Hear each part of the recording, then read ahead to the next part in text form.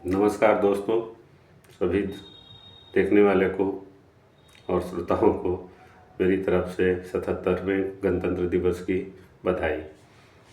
मैंने कल एक वीडियो डाला था। पहला वीडियो मैंने बनाया था, वो थोड़ा लंबा हो गया था।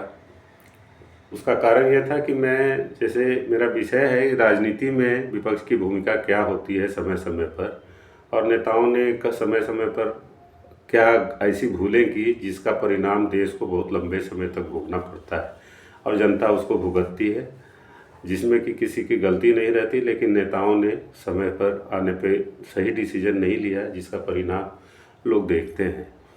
तो बहुत से जो बातें हैं जिसका परिणाम आज चल रहा है या जिसका परिप्रेक्ष्य में हम लोग आज देख रहे हैं, तो पिछले जो आज 18 से लेकर 50 के उम्र के लोग हैं, वो पिछले जो 40-45 साल पहले बहुत सी भूलें हुई जो आज जिस स्थिति में देश पहुंची है, उसका कारण जो था उसको बताने की वजह से मैंने थोड़ी सी लंबी पिछली वीडियो डाली थी जिसमें सारा कुछ बताया था।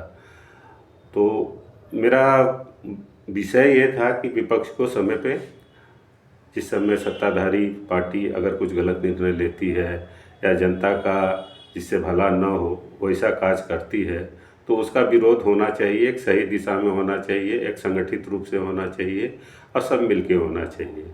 किसी भी बड़े नेता हो या सत्ताधारी पार्टी हो, उस पर सिर्फ लांछन लगाना, आरोप लगाना और झूठ सच का बिना अच्छी से जानकारी लिए सिर्फ मीडिया के सहारे, आजकल एआई बन गया है, एआई के सहारे झूठा एक मनगढ़ंत कहानी खड़ा करना उसके आधार पर। अब जैसे कहा जाता है ना कि राजनीति बच्चों का खेल नहीं है, लेकिन आज विपक्ष में जिस तरह से राजनीति हो रही है वो बच्चों का खेल ही उन्होंने बना दिया है।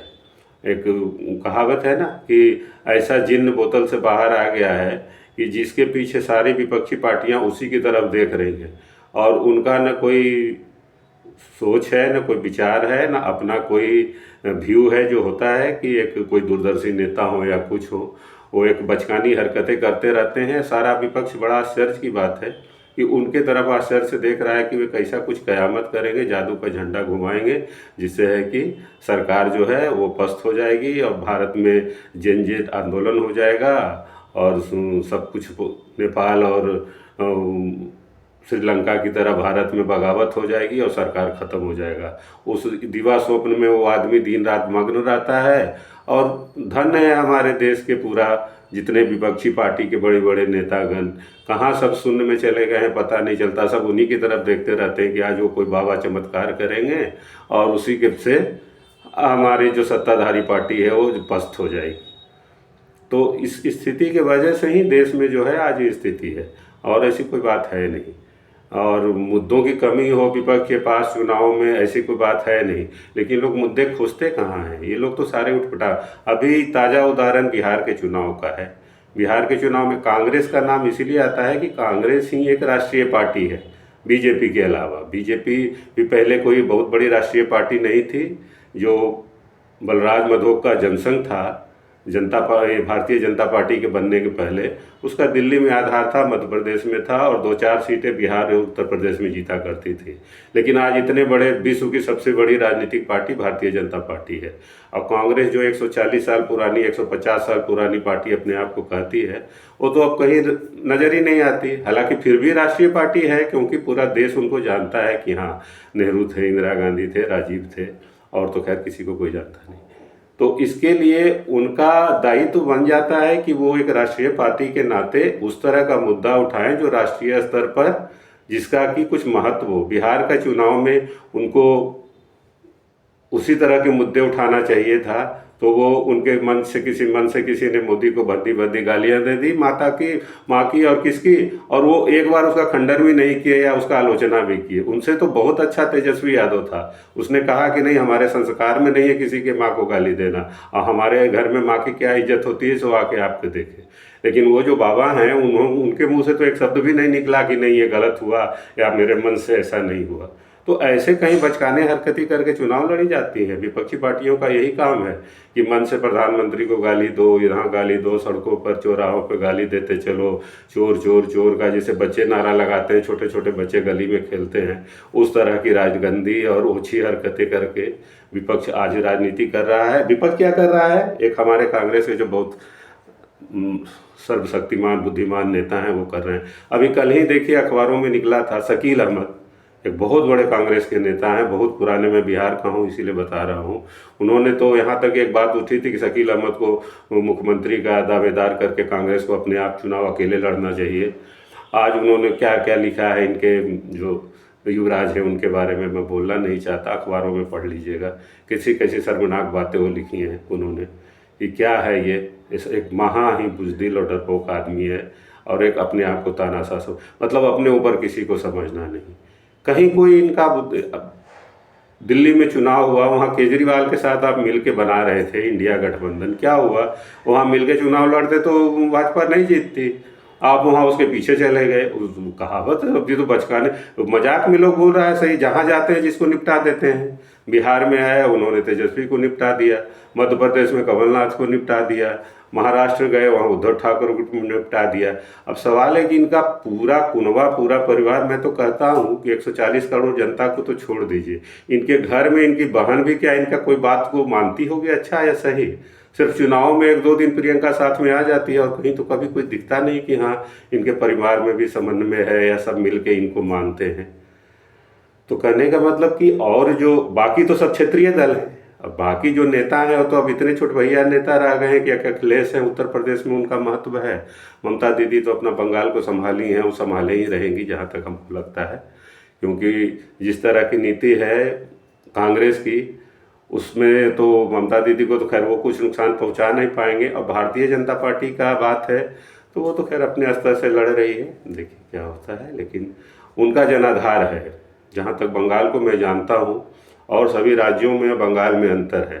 आज भी जहाँ तक वहाँ की जो गरीब तबके की जनता है, जो भी हो पिछड़ी जनता है, वो सरकार के प्रति उनका निष्ठा है और वहाँ बहुत सी ऐसी चीज़ें हैं जो कि देश के अन्य राज्यों से उसको अलग करती हैं। तो इसके वजह से वहाँ की स्थिति, सामाजिक स्थिति कुछ अलग है। वहाँ इस तरह से वैचारिक मतभेद पैदा करके या उन्माद पैदा करके चुनाव जीतना बहुत मुश्किल है, लेकिन देखिए प्रयास तो लोग कर रहे हैं वहाँ को भी हराने का। लेकिन अगर पूरे राष्ट्रीय स्तर पर विपक्ष का जो भूमिका होना चाहिए उसकी बात, और क्या उनको करना चाहिए ये तो हम बता नहीं सकते हैं, बताएं कि हमको कोई चुनावी सलाहकार तो उनके हैं नहीं या हमसे कोई राय तो उन्होंने लिया नहीं कि हाँ हम आगे क्या करें। लेकिन हाँ उनको क्या करना चाहिए था उन्होंने नहीं किया, हर जगह वो इसी तरह मुँह के खाते हैं और धन्य है बाकी विपक्षी पार्टियां जो उन्हीं के पीछे चलते हैं। ये समझ में नहीं आता, यही दुख का विषय है कि अब देश में जो सहिष्णुता की कमी होते जा रही है, या सबसे बड़ा कारण तो समाचार पत्रों के माध्यम से, या समाचार पत्र से तो नहीं लेकिन हाँ मीडिया में जो समाचार आते हैं उसमें जो ये बहसबाजी दिखाते हैं, ये सबसे बड़ा बहुत ही खराब चीज़ है, बहुत ही गंदी चीज़ है। सब प्रवक्ता लोग जो आते हैं चुनाव, ये जो पार्टियों के प्रवक्ता आते हैं, ऐसी गंदी गंदी ऐसे गलत बातें बोलते हैं कि सुनने के बाद आपको जो जिस दल से आप संबंधित हैं उनका प्रवक्ता अगर बोलता है वो बातें तो आपको अच्छी लगेगी, लेकिन विपक्षी पार्टियां जो बोलती हैं इस तरह से बिना सिर पैर की और ऐसी उठपटांग बातें बोलती हैं कि आपका इतना मतलब अगर थोड़ा सा भी अंदर में खून रहेगा तो वो लगेगा कि उसको वहीं पर क्या करे आदमी, चुपचाप चैनल बदल देता है। अरे हद तो तब हो जाती है जो समाचार माध्यमों वाले का हमको दिवालियापन लगता है कि आप पाकिस्तानी लोगों को बुला लेते हैं टीवी में बहस के लिए और इतनी गंदी गंदी गालियां देते हैं पाकिस्तान के जो सेना अध्यक्ष और क्या क्या पुराने सब जो आते हैं, और आप क्यों बुलाते हैं हमको गाली सुनवाने के लिए?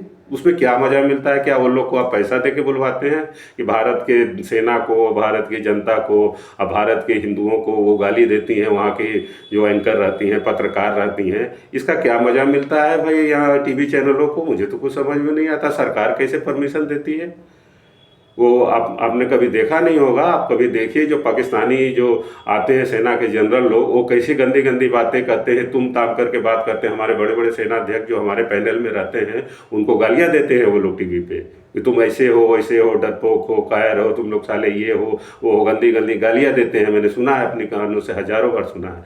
और ये चैनल वाले अपना चुपचाप बस ये वो करके क्या पैसा मिलता है भाई? चैनल वाले क्या करने जा रहे हैं? देश को कहाँ से कहाँ ले जा रहे हैं? सारी जो समस्याएं खड़ी होती हैं, ज़्यादातर कुछ नहीं होता। इतना बड़ा देश, 150 करोड़ का देश है, आबादी इतना बड़ा देश है, छोटी मोटी घटनाएं पहले भी होती थी, दंगे फसाद सब चुपचाप खत्म हो जाते थे। अभी अभिमुक्तेश्वरानंद का एक छोटा सा मामला ये टीवी चैनलों के सौजन्य से आज कहाँ से कहाँ बढ़ा के कहाँ से कहाँ ये लोगों ने पहुँचा दिया। तो कुछ तो विपक्ष में नेताओं की कमी है, और कुछ जो हमारे समाचार माध्यम जो है उनकी जो सिर्फ टीआरपी की होड़ है, टीआरपी की होड़ में लोग कहाँ से कहाँ चले जा रहे हैं, और देश को कहाँ से कहाँ गर्त में धकेलने का ये लोगों का साजिश है, ये समझ से परे है। तो सामाजिक समरसता बढ़ाना, देश में लोगों का जो है कानून का, संविधान के प्रति लोगों का आस्था फिर से जगाना, और ऐसा काम करें जिससे कि देश आगे के आगे प्रगति करे, और लोगों के बीच में आपसी प्रेम भाव जो संस्कृति था, जो भारतीय संस्कृति है, उसको बढ़ावा दिया जाए। इसके बारे में सोच विचार करके, प्लानिंग करके विपक्षी पार्टियों को एक आंदोलन चलाना चाहिए।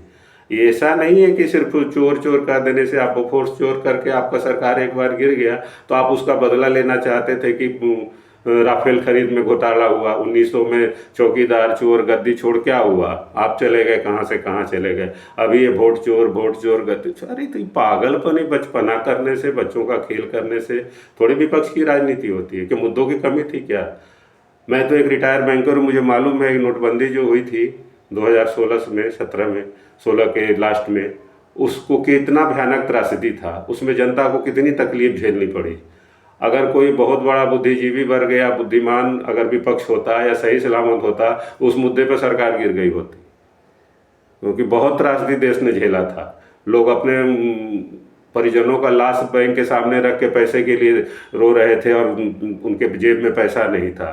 बच्चे इसका कोचिंग में पढ़ रहे थे, हॉस्टल में खड़े थे, उनके पास घर जाने के लिए पॉकेट में पैसा नहीं था। बहुत सा हाहाकार मचा देश में, कितनी बार आई।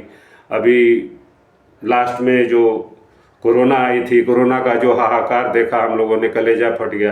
550-600 पुलिस अफसर मर गए मुंबई में ही सिर्फ कोरोना से। बहुत सी सारी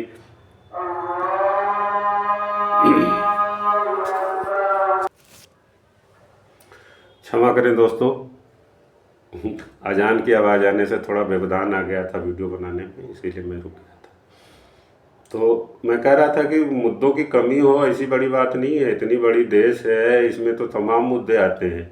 सही मुद्दों को खोजना, और उसके हिसाब से विपक्ष का काम है सरकार को घेरना, और उसके हिसाब से ही आगे की राजनीति करना, प्लानिंग करना, समान विचारधारा वाले लोगों के साथ मिल के बैठ के प्लान चौकआउट करना, तभी किसी कोई आंदोलन करना या आगे बढ़ना।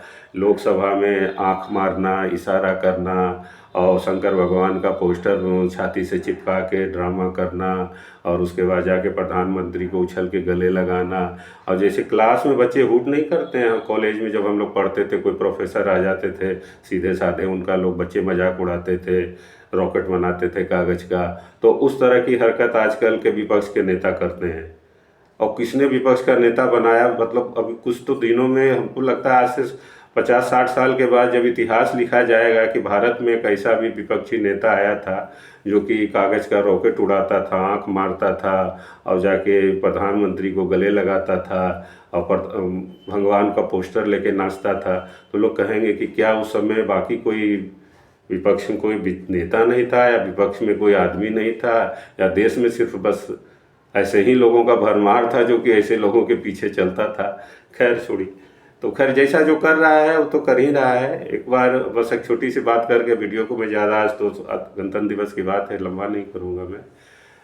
एक बार जब राजीव जी प्रधानमंत्री बने थे, स्वर्गीय राजीव, तो किसी शायर ने लिखा था कि क्या गजब तकदीर पाई है आपने, और सब नेयामतें तो बख्शी थी खुदा ने आपको, अब पड़ोसन भी बेनज़ीर मिली। मतलब जब बेनज़ीर पड़ोसन बनी थी तो उनको बोला गया था कि चलिए आपको पड़ोस में बेनज़ीर। तो वही कह रहे हैं कि हमारे मोदी साहब ने भी क्या किस्मत लिखा के लाया था कि सब कुछ तो खुदा ने उनको बख्शा ही है, हर तरह की नियामत है, वो कहाँ से कहाँ पहुँच गए, देश को भी बहुत आगे बढ़ाया। आज विश्व के सबसे शक्तिशाली और सर्वलोकमान्य नेता माने जा रहे हैं। अब विपक्ष भी उनको ऐसा कंगाल मिला है कि जिसके वजह से उनको कहीं कोई खतरा नहीं है। अरे ज़्यादा दूर नहीं क्यों जाते हैं ये लोग, तो टीएमसी में जो चले गए हैं अभी यशवंत सिन्हा, जब उन्होंने ये बाबा आए थे कांग्रेस के जो युवराज ने राजनीति में, तो कहा था कि भाजपा को अब कोई स्टार प्रचारक की तो ज़रूरत है ही नहीं, और जब तक ये कांग्रेस के युवराज हैं ये जहाँ भी जाएंगे वो कांग्रेस की जमानत जब्त हो जाएगी, तो स्टार प्रचारक की तो उनको अब कोई ज़रूरत है नहीं। तो इसीलिए कि बड़ा किस्मत है हमारे मोदी जी का अच्छा कि जब तक उनके विपक्ष में उन्हीं के पार्टी के लिए स्टार प्रचार करने वाले नेता हैं तो और किसी की ज़रूरत नहीं है। दोस्तों मैं आज यही समाप्त करता हूँ। अगर आज आपको वीडियो अच्छा लगा तो आप उसको लाइक सब्सक्राइब कीजिएगा। मैं आगे और डालूँगा। आज गणतंत्र दिवस को फिर से आप सबको बधाई देता हूँ।